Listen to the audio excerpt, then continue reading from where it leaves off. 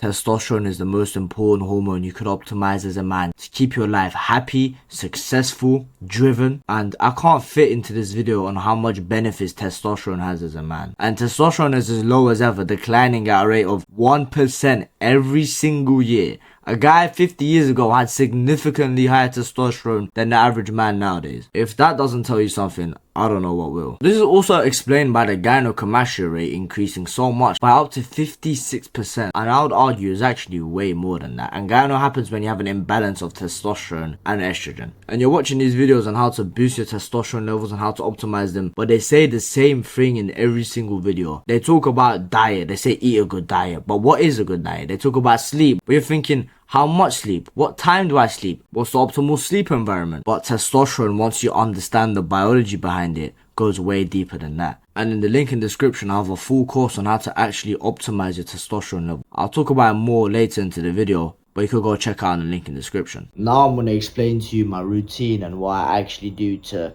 maintain high levels of testosterone. The hard part about testosterone is if you really optimize one area of it, for example, you optimize sleep, you get the best quality sleep, you get 9 hours, right? If you're missing those other stuff, then your testosterone is capped at a certain level, and it's not a high level. The hard part about testosterone is you have to optimize everything.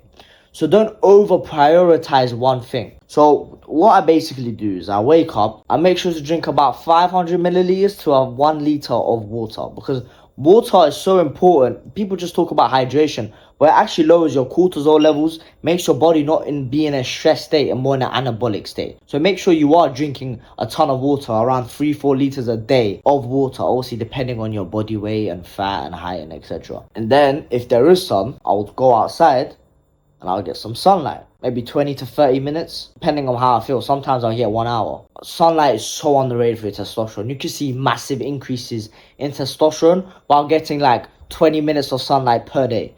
So it's actually very high ROI. You getting sunlight is one of the best things you could do. Every minute you're in that sun, it's worth it. I would come back, do a little work, as in like make videos like this, and then I'll eat breakfast, consisting of around 5 eggs, some cheese, some Turkish kind of fatty thing. I can't really explain it, but it's kind of like pure fat, but in a good way. Maybe a little bit of bread that doesn't have any bullshit seed oils inside. And then later on today, I will eat some fruit, some dates, maybe oranges, avocados, right? Very, very good for your testosterone because it increases your free testosterone. And then I'll do a workout or go boxing or whatever the fuck I'm doing during that time period. And I'll come back, and this is the most important part, because after a workout, your glycogen stores are pretty much completely empty.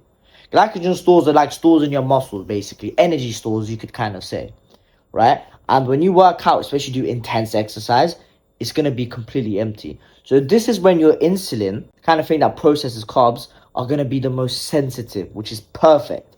And this is the time for you to eat as much carbs as you can. Carbs is actually demonized for testosterone, when I could say the complete fucking opposite. If you eat carbs, but that is good carbs, not bullshit carbs. If you eat like good rice, potatoes, sweet potatoes, quinoa, for example. If you eat good sources of carbs, it's actually very beneficial for lowering cortisol, which is your stress hormone. For example, if you hit a hard workout or you go boxing, you come back and you just eat meat, then sure, you're going to have, like, obviously you're going to recover, but you're going to recover nowhere near as fast because your cortisol will constantly stay elevated. Carbs are very important for lowering SHBG, decreasing cortisol, increasing free testosterone, increasing thyroid, increasing IGF-1. So you can't miss out on carbs. Make sure you don't do none of this carnivore bullshit. And that's pretty much what I'll do. I don't want to get into complete specifics on what I do in the day. Obviously, there's still a lot more stuff I have to do to optimize my testosterone levels. But this is more like the basic things, the basic bottom parts of a pyramid that you need to follow. Now, if you want more detail on this, how to get high testosterone levels, how I got high testosterone levels, then go check out the link in the description. I have a full course